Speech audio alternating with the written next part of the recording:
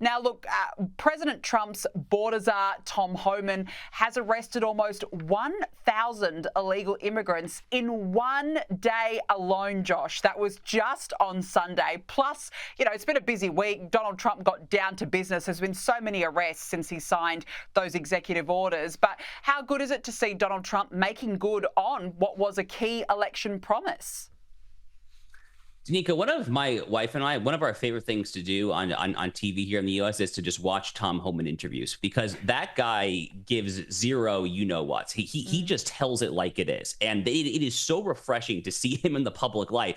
But having said that, because I'm a lawyer and think about things from a constitutional background, I didn't know what to expect from Tom Homan, because his position, border czar, is not an actual constitutional position. It's not an actual position here. It's kind of an informal title. So I was personally worried. And again, I'm very hawkish in immigration. I wanted to see a full-scale deportation operation, but I was worried that Tom Homan wouldn't necessarily be given the reins of power, because that decision would ultimately fall on the DHS Secretary, Kristi Noem. So Danica, boy, am I pleased in this first week or so of the administration to see that Tom Homan does have a lot of power, that he is literally out there in places like Boston, Chicago, basically rounding up criminal illegal aliens, sending them back to Colombia. There was a whole kerfuffle with the president of Colombia, how he turned on a dime when Donald Trump threatened those tariffs there. So the whole mass deportation operation that the Donald Trump campaign, the transition team, Tom Homan, that they've all been talking about for a while now, it is off to an absolutely blistering start. And again, for those who take a fairly strict tone on the immigration issue, like myself, who believe that America is a nation state, that we deserve secure borders, and that illegal immigration is something that simply cannot be countenanced or tolerated, period, full stop, end of story. For those of us like myself who have believed this for as long as I believed in anything in politics this is really refreshing stuff. I hope that it keeps up as well. Absolutely. It's so good to see. And it also goes to show the power that Donald Trump has. You mentioned what happened in Colombia, which obviously backflipped within a matter of hours after being threatened with tariffs. It goes to show this man's got so much power. He's getting down to business. And I just think from afar, it's wonderful to see. Now, this is interesting because the Pentagon is pursuing an Iron Dome style missile defense system for the United States. Now, this is already used quite successfully, I will say, in Israel to blast ballistic missiles out of the sky. It has an accuracy rating of some 90%. Josh, why is America also looking at a system like this, and what will it do for its own defense capabilities? So Iron Dome specifically is for very low-flying projectiles. So there's various types of missile defense. There's, of course, intercontinental ballistic missile defense. Arrow 3 is the U.S. missile defense for an ICBM if you're trying to intercept from Iran, North Korea, Russia, a very sophisticated actor like that. Iron Dome is for very low-flying projectiles. That's why the IDF in Israel uses it when it comes to Hamas, to an extent when it comes to Hezbollah, because they're basically just firing lesser sophisticated mortars, rockets, things like that there. When it comes to America, I think what Donald Trump and Pete Hegseth and the administration are thinking here is that, look, we've just declared the cartels in northern Mexico foreign terrorist organizations. We're going to start treating them militarily as if they are foreign terrorist organizations. That's not to say that there's going to be a military incursion into northern Mexico, but we're going to get prepared for having to actually take care of business if, God forbid, it really does come to that. It was only about 2 years ago that there were U.S. citizens in northern Mexico who were brutally murdered after being kidnapped from our side of the border, if memory serves, from some of the Mexican cartels there.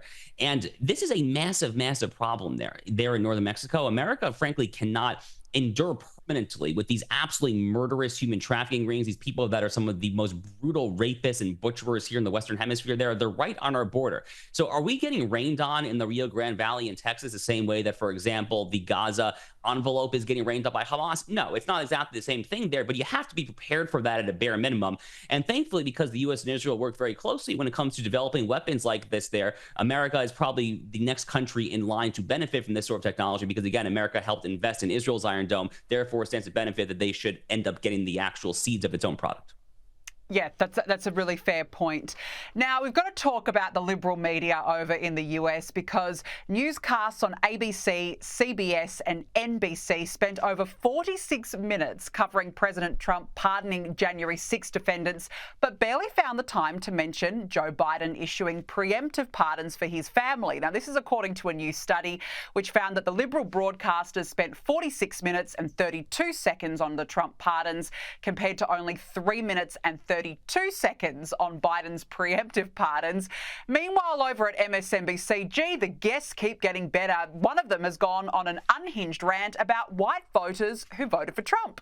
The majority of white people voted for this. This is the disgusting version of America that people want. And oh, by the way, eggs are still more expensive.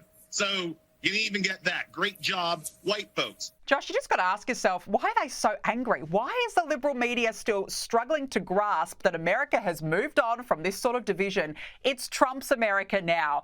That's what Americans voted for. Well, Danica, I was laughing as soon as I saw this clip play because Elie Mystal is someone who, for better or for worse, and dare I say for worse, I've had the great misfortune of being familiar with for a very long time now. Because before he was a mainstream political commentator, he was kind of a niche legal commentator, and he was writing about my exploits back when I was a law student. So Elie Mystal and I actually go back quite a bit here. Look, he is very typical of the American media, though, at this point there, which is that they are never going to let certain narratives go. They are going to clutch their pearls and hold on to the January 6, 2021 narrative. I think it's going to be decades. I actually don't think that this is going to go away. And I hate to say this.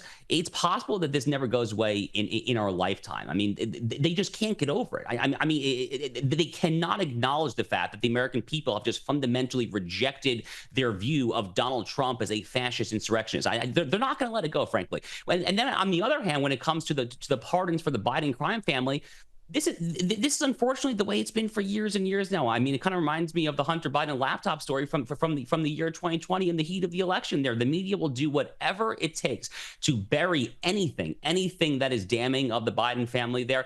Ultimately, I think it could come to the Donald Trump DOJ to launch a special counsel probe to try to get to the bottom of what happened there.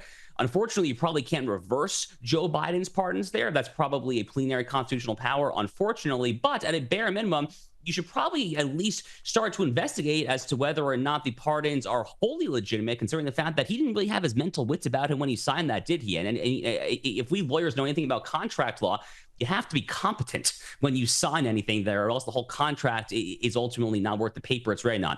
I don't think that theory would fly in court, if I'm just being very honest with you, but it's worth a lawsuit or at least investigation. No, absolutely. I completely agree with you.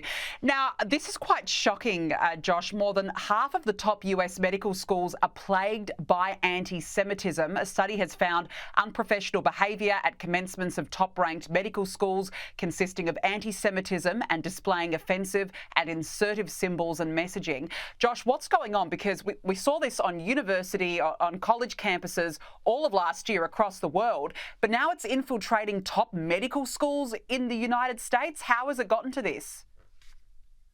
Well, unfortunately, medical schools here in the U.S. are actually some of the most woke adults of all educational institutions in America. I realize that's kind of bizarre and probably counterintuitive for a lot of the viewers, but that actually is in fact the case. So for instance, Aaron Sabarium, who's one of our very best investigative reporters here in the U.S., he writes for the Washington Free Beacon. He's done numerous exposés on this. He's focused on UCLA Med School out in California there.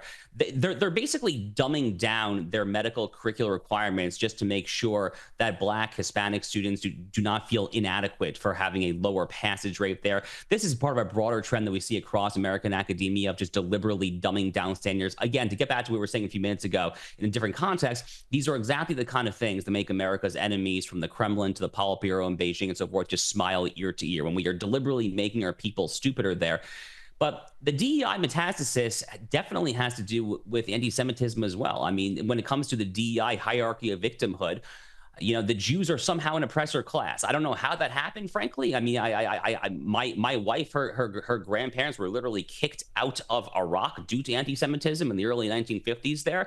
I keep on my desk at all times here a rock that a rabbi gave me years ago that's actually from the crematorium of Auschwitz. Actually, it was just International Holocaust Remembrance Day this week. So I'm not entirely sure where this idea of Jews as an oppressor class is coming from, but when you go down this rabbit hole of thinking about society as this two-tier system of oppressed and oppressors, and you arbitrarily assign certain people based on certain characteristics to the two classes there, all it does is it foments envy, it foments hatred there. It's terrible. Thank God that Donald Trump is doing everything he can, though, to get rid of it. Yeah, he certainly is. As I said, it's a new world under Donald Trump. Josh Hammer, nice to catch up. Thanks very much for joining me on the show this evening. Thank you, Danica.